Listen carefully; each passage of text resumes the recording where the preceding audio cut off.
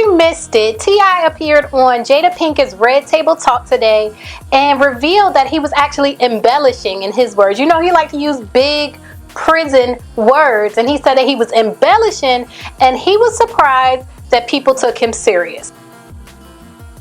First, I want to talk about who was present and who was not present. I think it's so funny that Will Smith left the conversation like, I don't have nothing to do with this. I wanted to greet you man to man. I don't have nothing to do with this. And then he left.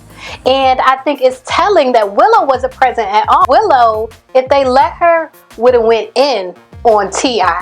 So sorry Willow couldn't make it. Well, you know what, Tiff? I think you might be happy in the long run. Right. So T.I. confessed that he was lying, basically. He said that he was embellishing, but he was lying about being in the room. He was lying about setting the appointment and putting the sticker on her door. And he was putting 20 on 10, basically. He's only been to her doctor's appointments 1 or 2 times, but it's not something that goes on presently. Say what you feel like you'd like to say. Firstly, I came to clear up any misconceptions that have been surrounding how we interact and parent and what is appropriate and inappropriate. Right. I think all of this surrounds a conversation that I was having in a very joking manner when asked, how do I deal with parenting in this day and age? And so I just began to, you know, from a place of truth, I began to embellish and exaggerate. And I think that a lot of people kind of like took it extremely literal.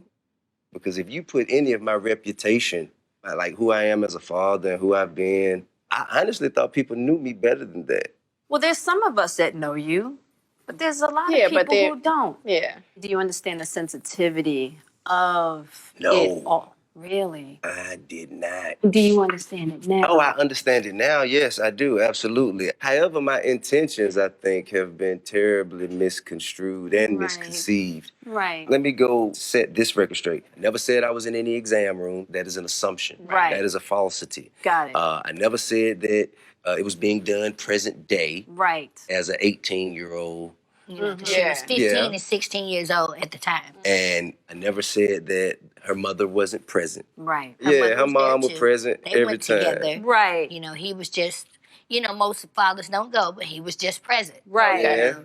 And he didn't make the doctor's appointment. No. It was already, you know, appointment. And all of these things, all of this narrative, this false narrative has just been sensationalized. So at the time, her mother welcomed your presence, and your daughter did too? Absolutely. Yeah. And that was never any objection. Right. She did have a problem with me talking about it, however. Right. And I understand that. And I'm incredibly apologetic to her for that. Yeah. To her. Yeah. To you, sweet baby Deja. Not to any of these other strangers, any of these weirdos who, you know, just kind of toss lies around for fun. Yeah. She understands my intentions and she knows who I am. She knows who I've always been. Right. And I think that allows a certain level of understanding. I mean, it's just the outside, the noise is distracting, is confusing. And it's hurtful. It is. It's hurtful and embarrassing. She was horrified. Now, I'm not surprised that he was lying. I feel disturbed that he was lying on checking his daughter's hymen. I feel severely disturbed by that, but I'm not surprised that he was lying because I feel like all these rappers lie. Why the fuck you lying? Why you always lying?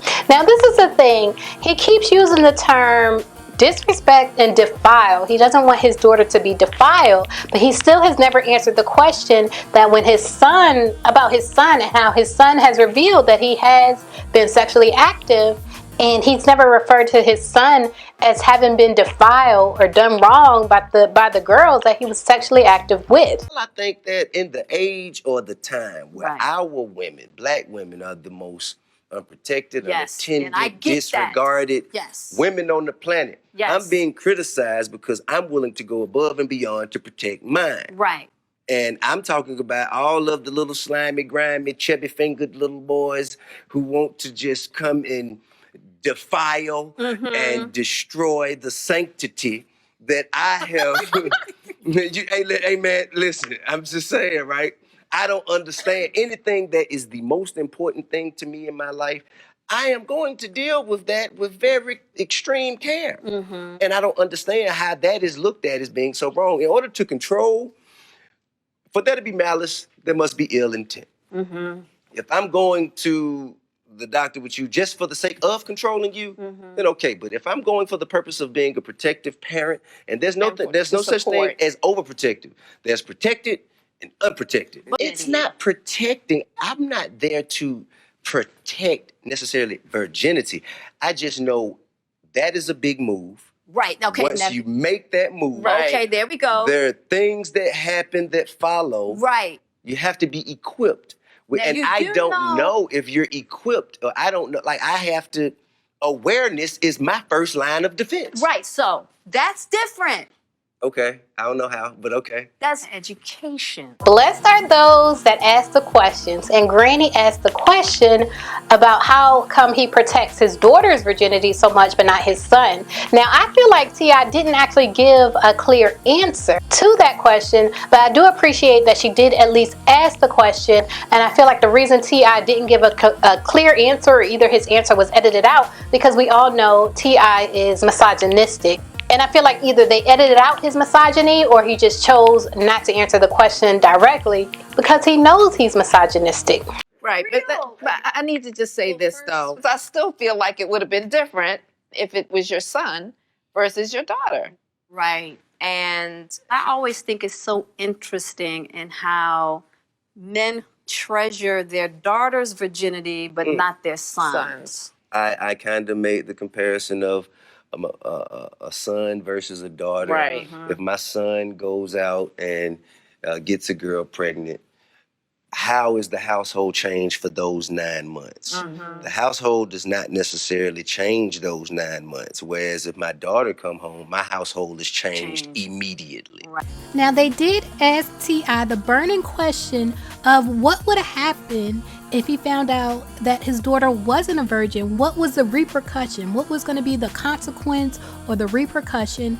And he admitted that it was what a lot of us suspected, that he would cut her off financially. He said that she would have more financial responsibility since she was now, quote unquote, an adult. And during this clip, you can see Tiny rolling her eyes. She don't say nothing, but she doesn't say anything, but you can see her rolling her eyes because she knows that his son is sexually active and his son doesn't have adult financial responsibilities. Well, let me ask you another question. Yes, ma'am. Let's say that you found out that she, at 15 or 16 years old, wasn't a virgin. What would you have done then? Your childhood ends when you lose your virginity. That's it. You've ended your childhood, and it's time to begin adulthood. And I can't let you run around trying to enjoy the luxuries of adulthood without any of the responsibilities of adulthood. But when you say your childhood ends, what do you mean? Like, You must heighten the level of responsibility. That could be birth control. It could be financial, or just having a plan. You can't just run around not knowing what you want to do no more. Right. You can't just run around like, oh, I'll figure it out later. No, now you've made a decision that you want to be an adult. Now you need to have a plan together. You need to, because if you figured this out, you need to have all this figured out too. So in my opinion, this interview, while it answered some questions and it revealed that he was lying, he was telling lies on that interview, it answered that question. But at the same time, it didn't make me feel like there's a misconception about T.I. being misogynistic. I feel like that's not a misconception. I feel like it is true. I feel like he is misogynistic. I feel like he addressed this issue partly because of his daughter, and he wanted to clear the air and especially clear what's going on between him and his daughter. But I still feel like he is misogynistic, and that's why he didn't answer the question directly about why he treats his daughter differently than he treats his son. Now, I don't know if it's worse to lie on yourself and to lie on your own joystick and where it's found joy, or to lie on your daughter. So leave a comment and let me know, what do you think is worse? The fact that T.I. lied on his daughter, and the fact that he doesn't actually go to the doctor with her year after year after year and check her hymen? Or do you think it's worth to lie on your own body as a man in your own body count? But leave a comment and let me know what y'all think about this hot mess of an interview, and let's get into the conversation in the comments. As always, thanks for watching.